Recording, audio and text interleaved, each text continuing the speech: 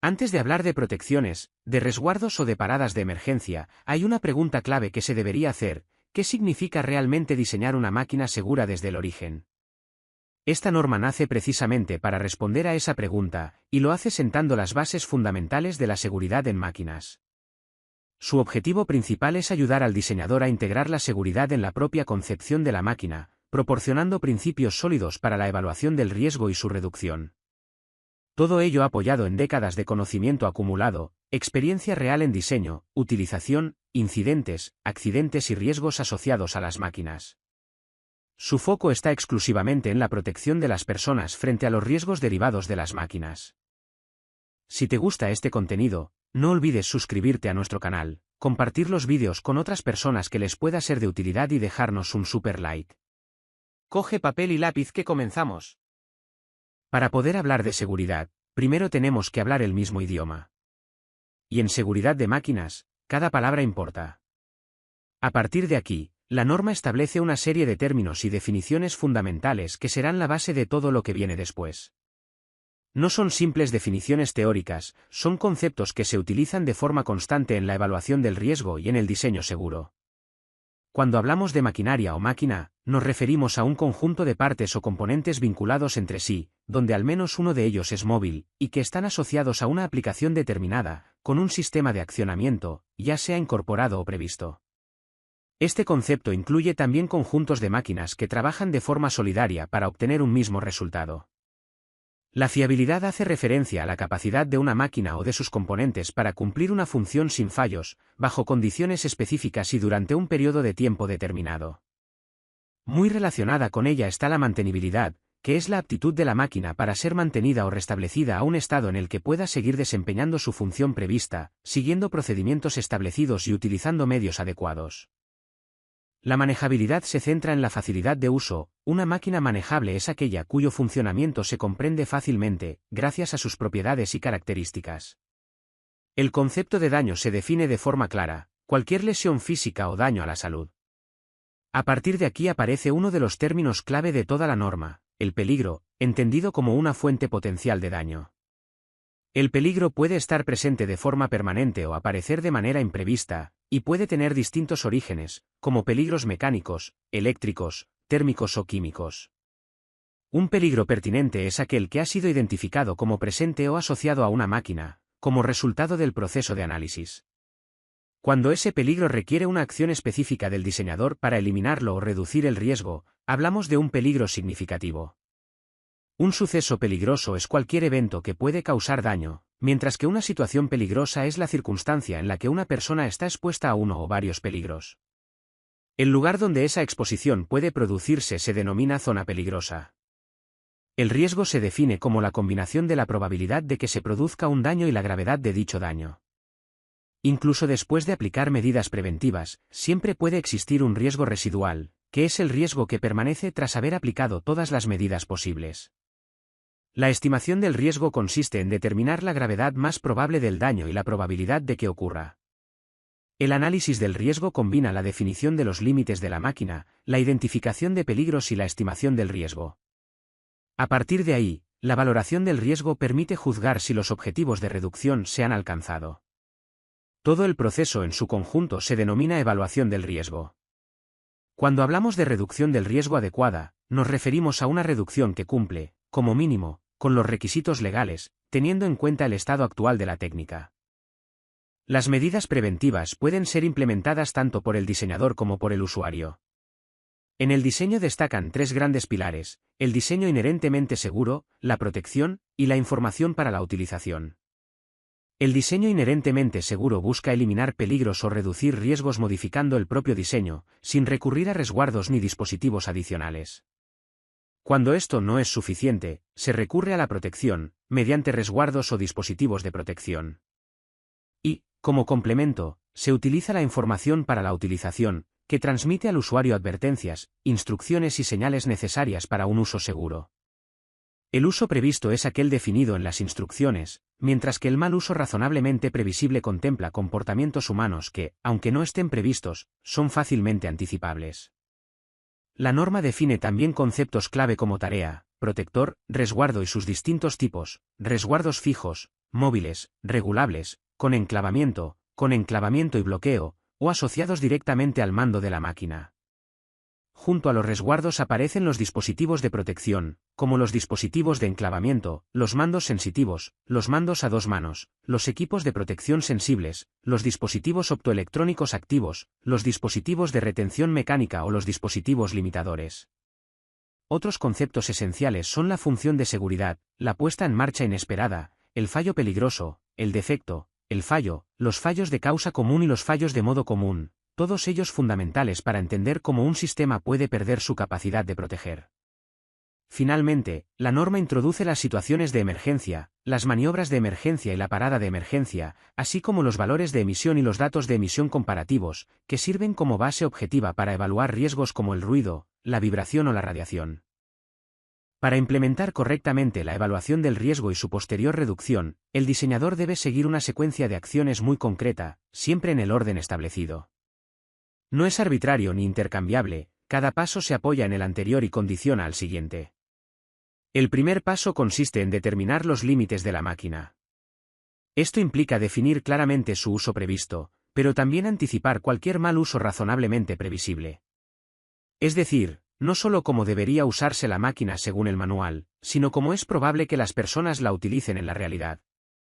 Una vez definidos esos límites, el siguiente paso es identificar los peligros y las situaciones peligrosas asociadas a la máquina.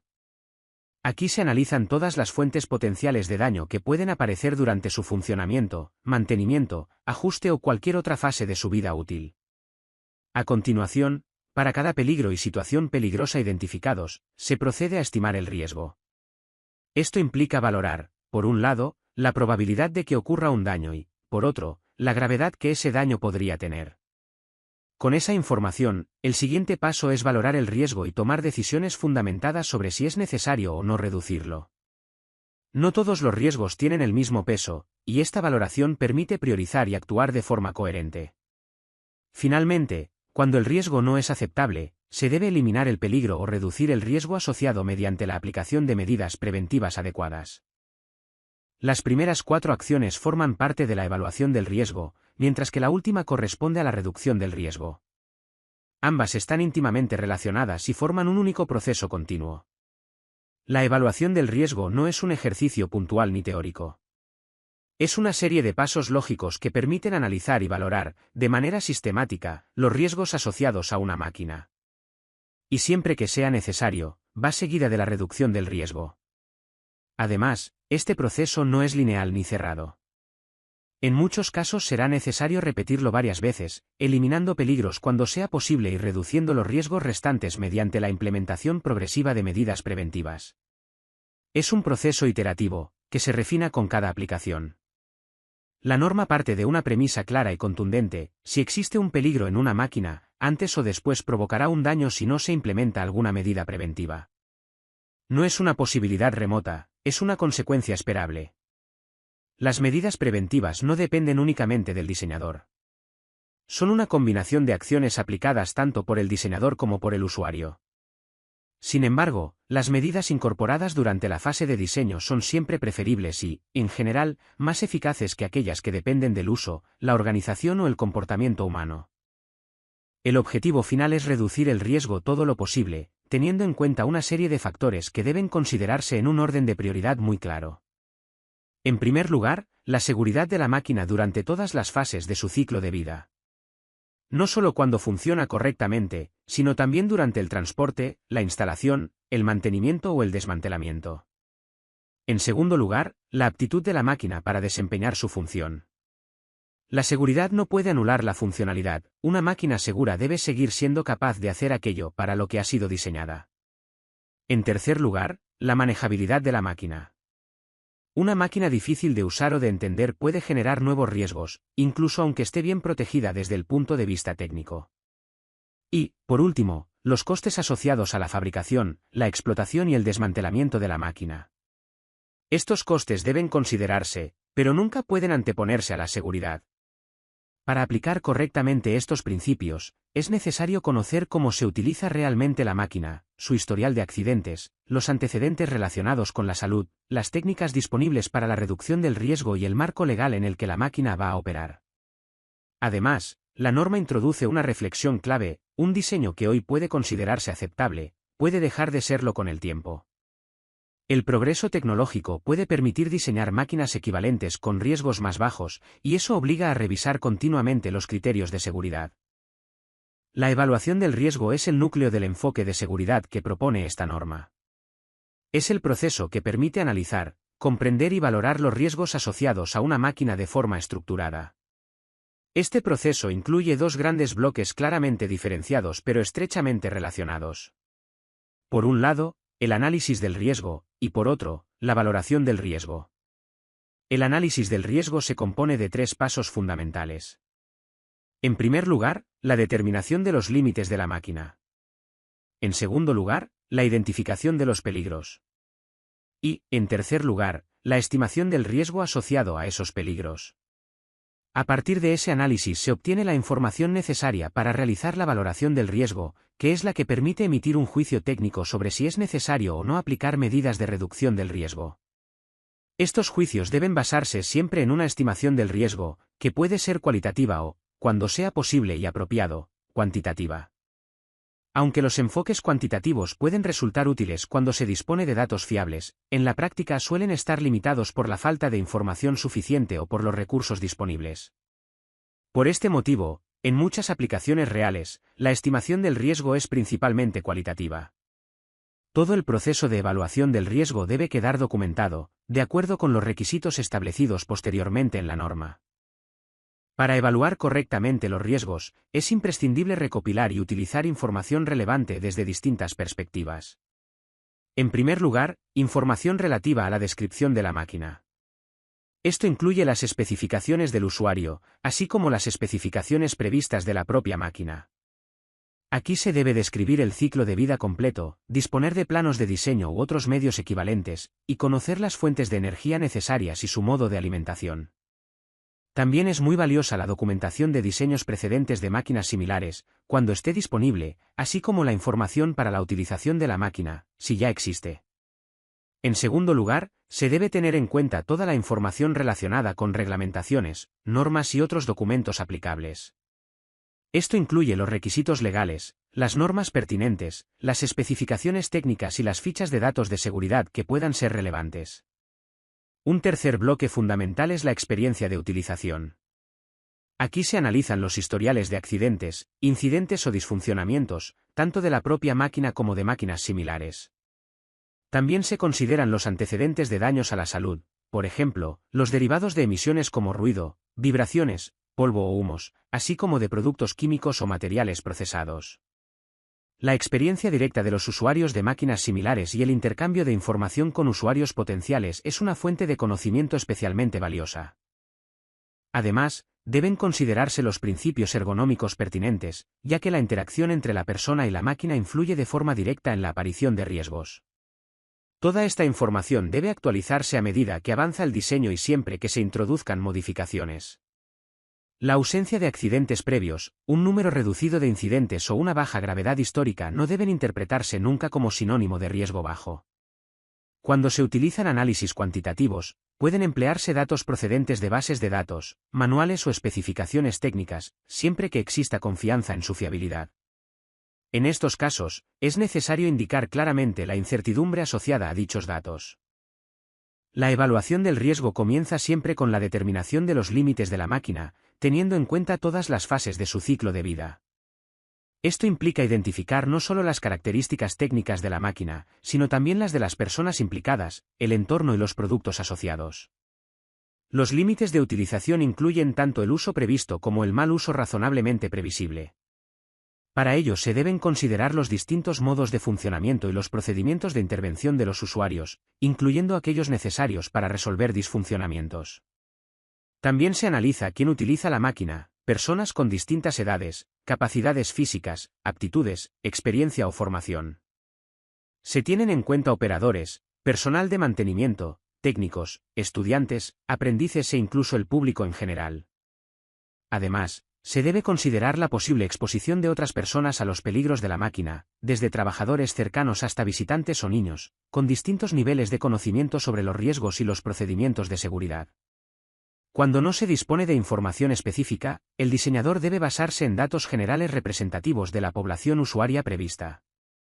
Los límites espaciales tienen que ver con la amplitud de movimientos, las exigencias dimensionales para las personas que interactúan con la máquina, la interfaz operador-máquina y la interfaz entre la máquina y sus fuentes de energía. Como límites de tiempo, se consideran aspectos como la vida útil de la máquina o de algunos de sus componentes, teniendo en cuenta tanto el uso previsto como el mal uso razonablemente previsible, así como las frecuencias de revisión recomendadas. Existen otros límites relevantes, como las propiedades de los materiales procesados, los requisitos de limpieza y conservación, y las condiciones ambientales, temperaturas, humedad, polvo, uso en interiores o exteriores, o exposición a la radiación solar. Una vez definidos los límites de la máquina, el paso esencial es la identificación sistemática de todos los peligros, tanto los permanentes como aquellos que pueden aparecer de forma imprevista. Esta identificación debe realizarse considerando todas las fases del ciclo de vida: transporte, montaje, instalación, puesta en servicio, utilización, desmantelamiento y retirada de servicio. Se deben considerar, en primer lugar, las acciones de las personas durante todo el ciclo de vida. Esto incluye tareas como el reglaje, las pruebas, el aprendizaje, los cambios de proceso o herramientas, la puesta en marcha, la alimentación, la retirada de productos, la parada normal y de emergencia, la resolución de atascos, la búsqueda de averías, la limpieza y el mantenimiento, tanto preventivo como correctivo. Para cada una de estas tareas deben identificarse todos los peligros, situaciones peligrosas y sucesos peligrosos razonablemente previsibles. Además, deben identificarse peligros que no están directamente asociados a tareas, como fenómenos naturales, roturas, explosiones, ruido o fallos estructurales. También se analizan los estados posibles de la máquina. Puede funcionar correctamente, o puede no realizar su función prevista debido a disfuncionamientos causados por fallos de componentes, perturbaciones externas, errores de diseño, problemas en la alimentación de energía o condiciones ambientales.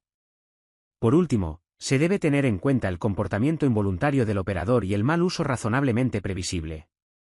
Esto incluye pérdidas de control, reacciones reflejas ante fallos, falta de atención, aplicación de la ley del mínimo esfuerzo, presiones organizativas para mantener la producción o comportamientos específicos de determinados colectivos.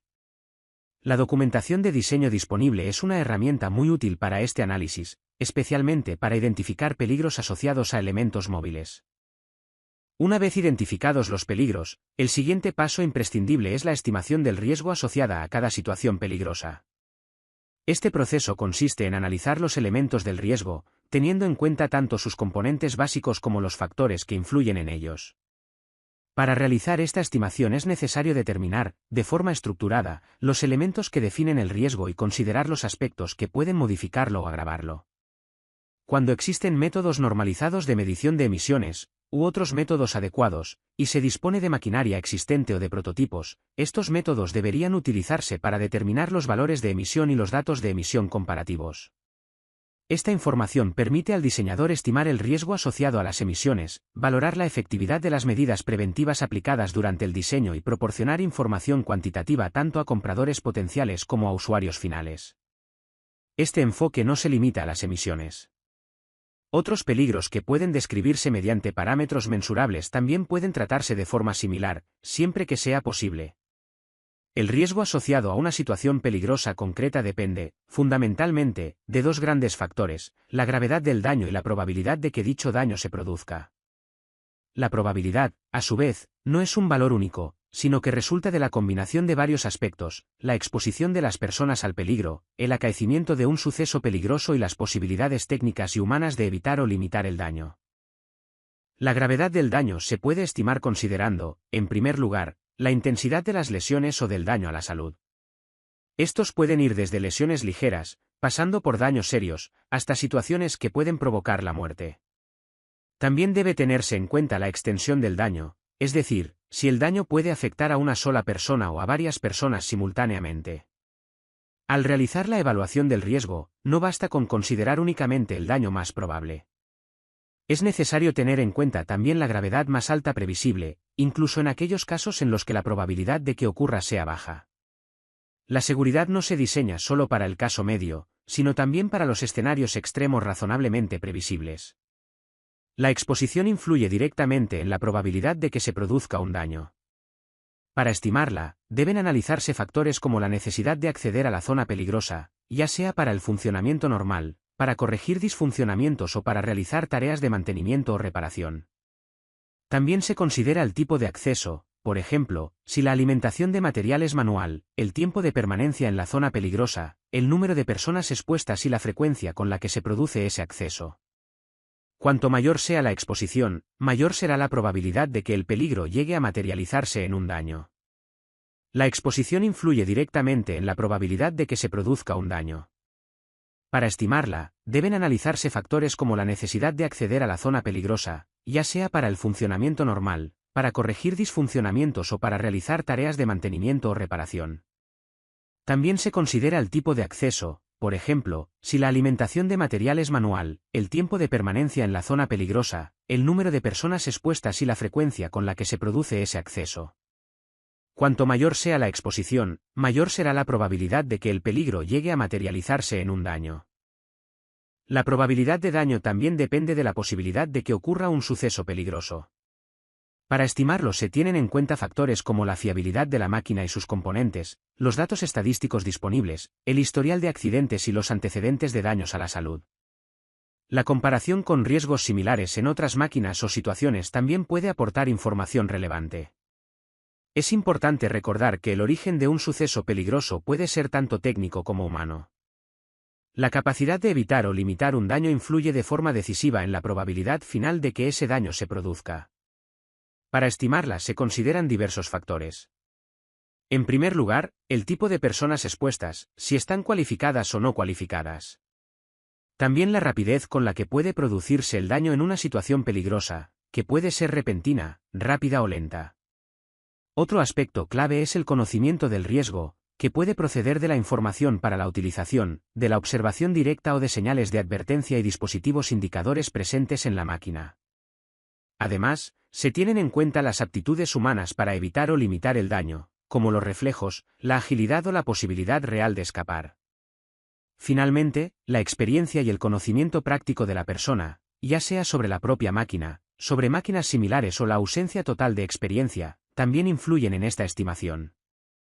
La estimación del riesgo debe tener en cuenta a todas las personas cuya exposición al peligro sea razonablemente previsible.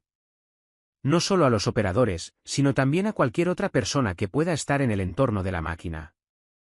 Esto implica ampliar la mirada más allá del usuario principal y considerar a personal de mantenimiento, limpieza, supervisión u otras personas que puedan interactuar directa o indirectamente con la máquina durante su vida útil. La estimación de la exposición al peligro, incluyendo los daños a la salud a largo plazo, exige analizar todos los modos de funcionamiento de la máquina y todos los métodos de trabajo asociados. Esto incluye situaciones como la carga y descarga, el reglaje, el aprendizaje, el cambio o corrección del proceso, la limpieza, la búsqueda de averías y las tareas de mantenimiento. Especial atención merecen aquellas tareas en las que es necesario suspender las medidas preventivas. Estas situaciones suelen concentrar un nivel de riesgo elevado y deben formar parte explícita de la estimación del riesgo. En cada situación peligrosa se debe analizar la relación entre la exposición al peligro y sus efectos. Esto implica considerar no solo los efectos inmediatos, sino también los derivados de una exposición acumulativa y de la combinación de varios peligros. Siempre que sea posible, la estimación del riesgo debe basarse en datos reconocidos y apropiados. Los datos de accidentes pueden ayudar a establecer la probabilidad y la gravedad de las lesiones asociadas a la utilización de un determinado tipo de máquina y de medidas preventivas concretas. No obstante, es importante recordar que la ausencia de accidentes registrados no garantiza que la probabilidad o la gravedad de una lesión sean bajas. Los factores humanos pueden influir de manera significativa en el riesgo y deben tenerse en cuenta en su estimación. Entre ellos se incluyen la interacción de las personas con la máquina, también durante la corrección de disfuncionamientos, y la interacción entre personas. Deben considerarse aspectos relacionados con el estrés, la ergonomía, la fatiga y la capacidad de las personas para percibir los riesgos, que depende de su formación, experiencia y aptitud. También influyen las capacidades limitadas, ya sean debidas a discapacidad, edad u otras circunstancias. Aunque la formación, la experiencia y la aptitud pueden afectar al riesgo, ninguno de estos factores debe utilizarse como sustituto de la eliminación del peligro o de la reducción del riesgo mediante diseño inherentemente seguro o protección, siempre que estas medidas sean aplicables de manera práctica. En la estimación del riesgo se debe evaluar la idoneidad de las medidas preventivas. Esto implica identificar las circunstancias que pueden provocar un daño y, cuando sea apropiado, utilizar métodos cuantitativos para comparar medidas preventivas alternativas. La información obtenida debe ayudar a seleccionar las medidas preventivas más adecuadas. Debe prestarse una atención especial a aquellos componentes y sistemas cuyo fallo provoca un aumento inmediato del riesgo. Además, cuando las medidas preventivas se basan en la organización del trabajo, el comportamiento correcto, la vigilancia, el uso de equipos de protección individual, la destreza o la formación, debe tenerse en cuenta su menor fiabilidad relativa frente a las medidas preventivas técnicas de eficacia probada. Para que el funcionamiento seguro de una máquina sea duradero, las medidas preventivas deben permitir una utilización sencilla y no dificultar el uso previsto. De lo contrario, existe el riesgo de que sean neutralizadas o burladas para maximizar la productividad. En la estimación del riesgo se debe analizar la posibilidad de que las medidas preventivas sean anuladas, así como los incentivos para hacerlo. Esto puede ocurrir si la medida ralentiza la producción, es difícil de utilizar, implica a otras personas además del operador o no es reconocida como adecuada para su función. La posibilidad de neutralización depende tanto del tipo de medida preventiva como de los detalles de su diseño. En el caso de medidas que incorporan sistemas electrónicos programables, pueden existir posibilidades adicionales de anulación si el acceso al software de seguridad no está correctamente diseñado y controlado. Es especialmente importante identificar los puntos en los que las funciones de seguridad no están separadas de otras funciones de la máquina, sobre todo cuando se requiere acceso remoto para diagnóstico o corrección de procesos. La estimación del riesgo debe considerar si las medidas preventivas pueden mantenerse en condiciones adecuadas para proporcionar el nivel de protección requerido. Si una medida preventiva no se puede mantener fácilmente en un estado de funcionamiento correcto, esto puede incentivar su neutralización o burlado para poder seguir utilizando la máquina. En la estimación del riesgo también se debe tener en cuenta la información para la utilización, siempre que esté disponible. Esta información forma parte del conjunto de medidas que influyen en el riesgo y se relaciona directamente con las advertencias y las instrucciones proporcionadas al usuario. Una vez completada la estimación del riesgo, se debe proceder a la valoración del riesgo con el objetivo de decidir si es necesario reducirlo. Cuando se determina que la reducción del riesgo es necesaria, deben seleccionarse y aplicarse medidas preventivas apropiadas. La adecuación de esta reducción debe evaluarse después de aplicar cada uno de los 3 pasos de reducción del riesgo, en un proceso claramente iterativo. Durante este proceso, el diseñador debe verificar si la aplicación de nuevas medidas introduce peligros adicionales o incrementa otros riesgos. Si aparecen nuevos peligros, deben incorporarse a la lista de peligros identificados y tratarse con medidas preventivas adecuadas. La consecución de los objetivos de reducción del riesgo, junto con un resultado favorable de la comparación de riesgos cuando sea aplicable, proporciona la confianza de que el riesgo se ha reducido de forma adecuada.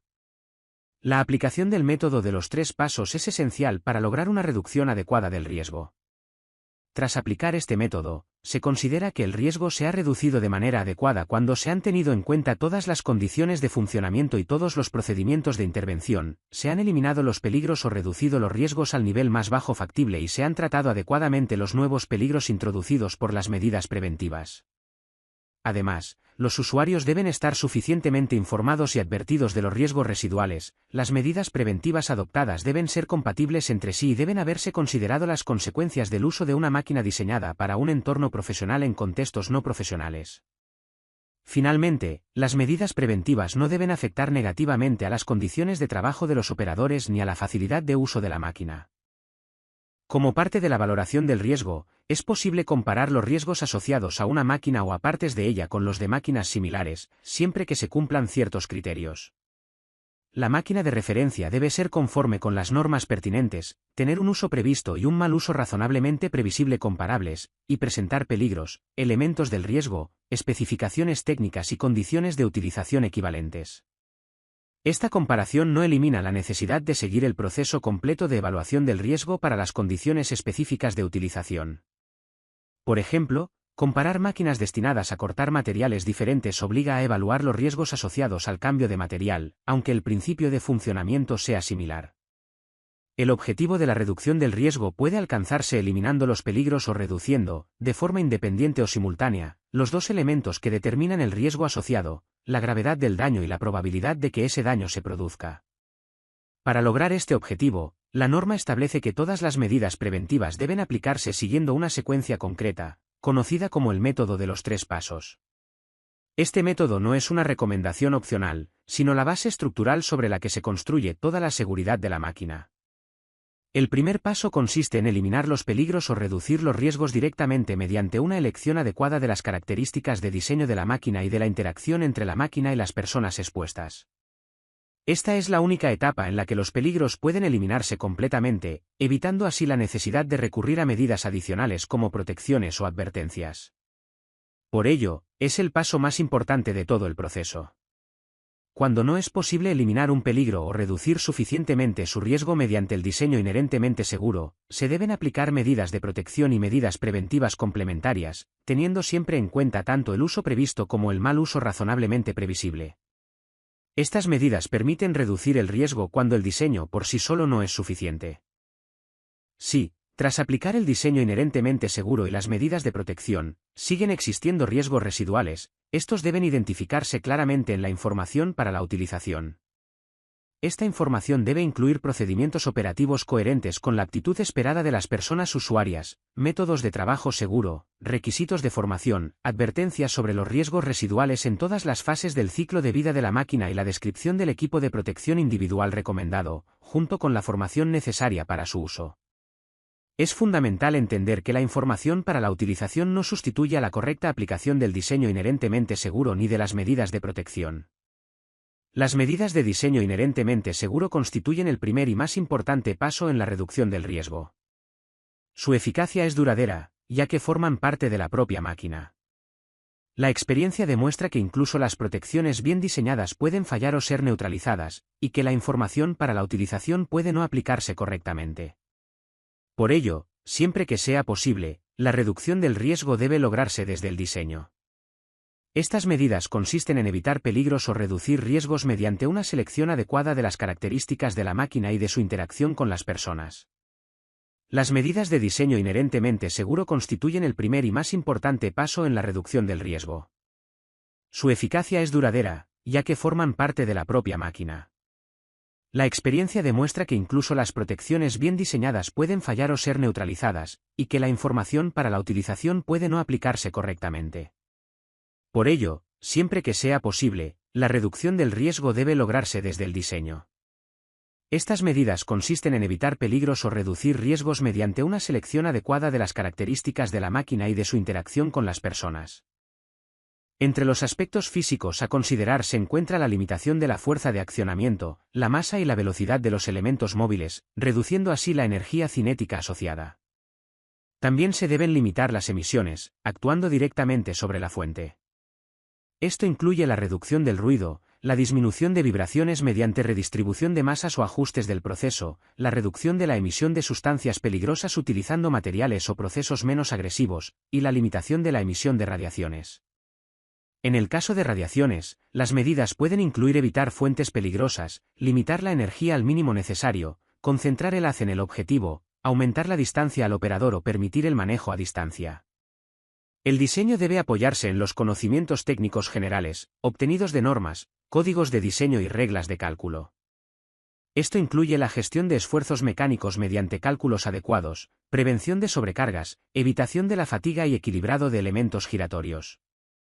También deben considerarse las propiedades de los materiales, como la resistencia a la corrosión, el desgaste, la dureza, la fragilidad, la toxicidad o la inflamabilidad, así como los valores de emisión de ruido, vibraciones, sustancias peligrosas y radiaciones. Cuando la fiabilidad de determinados componentes sea crítica para la seguridad, los límites de esfuerzo deben multiplicarse por coeficientes de trabajo adecuados. La selección tecnológica puede permitir eliminar peligros o reducir riesgos de forma significativa. Por ejemplo, en atmósferas potencialmente explosivas, se pueden utilizar sistemas neumáticos o hidráulicos adecuados o equipos eléctricos de seguridad intrínseca. Para determinados productos, puede ser necesario garantizar que la temperatura se mantenga por debajo del punto de inflamación. En otros casos, puede optarse por tecnologías alternativas para reducir el ruido, como equipos eléctricos en lugar de neumáticos, o el corte con agua en lugar del mecánico. La acción mecánica positiva se produce cuando un componente arrastra inevitablemente a otro durante su desplazamiento, ya sea por contacto directo o mediante elementos rígidos. Un ejemplo típico es la maniobra positiva de apertura de dispositivos conmutadores en circuitos eléctricos. En estos casos, el movimiento garantiza el efecto de seguridad. Cuando un componente permite que otro se mueva libremente por gravedad o por la acción de un muelle, no existe acción mecánica positiva, y por tanto la fiabilidad desde el punto de vista de la seguridad es menor. Cuando hablamos de estabilidad, hablamos de la capacidad de una máquina para mantenerse firme y segura durante su uso previsto. Desde el diseño, la máquina debe ser estable en todas las condiciones específicas de utilización, sin excepciones. Para lograrlo, el diseñador debe analizar varios factores clave. En primer lugar, la geometría de la base, porque la forma y el tamaño del apoyo condicionan directamente el equilibrio. A esto se suma la distribución de las masas, incluida la carga que soporta la máquina, ya que un reparto inadecuado puede generar momentos de vuelco. También hay que considerar las fuerzas dinámicas, es decir, las fuerzas que aparecen cuando se mueven partes de la máquina, la propia máquina o los elementos que sostiene. Estas fuerzas pueden generar inestabilidad incluso en máquinas aparentemente robustas. No debemos olvidar las vibraciones, las oscilaciones del centro de gravedad, ni las condiciones del suelo, como pendientes o irregularidades. Además, existen fuerzas externas que pueden afectar a la estabilidad, como el viento o las fuerzas manuales aplicadas por el operador. Y algo fundamental, la estabilidad no se analiza solo durante el uso normal. Debe evaluarse en todas las fases del ciclo de vida de la máquina: transporte, instalación, mantenimiento, utilización, desmontaje y desguace. El diseño debe facilitar el mantenimiento, porque muchas situaciones peligrosas aparecen precisamente durante tareas de ajuste, limpieza o reparación. Para ello, se debe garantizar una buena accesibilidad, teniendo en cuenta el entorno real de trabajo y las dimensiones del cuerpo humano, incluyendo la ropa laboral y las herramientas. No basta con que se pueda llegar, hay que poder hacerlo de forma segura y cómoda. También es clave la facilidad de manejo, adaptada a las capacidades humanas, y la limitación del número de herramientas especiales, evitando soluciones que obliguen a improvisar o a forzar operaciones. Desde el diseño inicial, la máquina debe concebirse teniendo en cuenta los principios de la ergonomía, con el objetivo de reducir el estrés físico y mental del operador. Esto implica decidir qué tareas realiza la máquina y cuál es el operador, es decir, el grado de automatización, buscando siempre minimizar la carga humana. Aplicar ergonomía no solo mejora la seguridad, sino también la eficacia y la fiabilidad, reduciendo errores en todas las fases de utilización. Se deben considerar las dimensiones corporales de los usuarios previstos, las posturas, los esfuerzos, la amplitud de movimientos y la frecuencia de acciones repetitivas. La interfaz operador-máquina es especialmente crítica. Mandos, señales, avisos y visualizadores deben ser claros, comprensibles e inequívocos, permitiendo una interacción intuitiva. El diseño debe evitar posturas forzadas. Facilitar el manejo de máquinas portátiles y móviles. Limitar ruido, vibraciones y temperaturas extremas. Evitar ritmos de trabajo impuestos por ciclos automáticos. Y proporcionar iluminación adecuada en zonas de trabajo y mantenimiento, sin deslumbramientos ni efectos peligrosos. Los órganos de accionamiento deben ser visibles, identificables, coherentes con su función y no generar riesgos adicionales. Si un mando realiza varias funciones, la acción debe mostrarse claramente y, si es necesario, confirmarse. También se deben tener en cuenta las limitaciones derivadas del uso de equipos de protección individual, como guantes o calzado de seguridad. El diseño del equipo eléctrico de las máquinas debe garantizar la protección frente a choques eléctricos, así como una correcta desconexión e interrupción de los circuitos. Para ello, se aplican los requisitos generales definidos en la primera EC 60204.1, complementados, cuando corresponda, por normas específicas según el tipo de máquina. Los sistemas neumáticos e hidráulicos deben diseñarse de forma que no se superen las presiones máximas, utilizando dispositivos de limitación adecuados. Las variaciones de presión, las pérdidas de vacío o los fallos de componentes no deben provocar situaciones peligrosas, como chorros de fluido o movimientos bruscos de latiguillos. Los depósitos, acumuladores y recipientes a presión deben cumplir la normativa aplicable y estar protegidos frente a agresiones externas. Siempre que sea posible, estos elementos deben descargarse automáticamente al desconectar la alimentación de energía. Si quedan partes a presión tras el aislamiento, deben existir dispositivos de descarga claramente identificados, acompañados de avisos visibles para prevenir intervenciones peligrosas. Los sistemas de mando deben diseñarse para proporcionar una reducción del riesgo suficientemente significativa, evitando comportamientos imprevistos o peligrosos. Las causas típicas de comportamientos peligrosos incluyen errores de diseño lógico, fallos de componentes, problemas en la alimentación de energía o una mala disposición de los mandos. Ejemplos claros son puestas en marcha inesperadas, variaciones incontroladas de velocidad, fallos en la parada o la anulación de dispositivos de protección.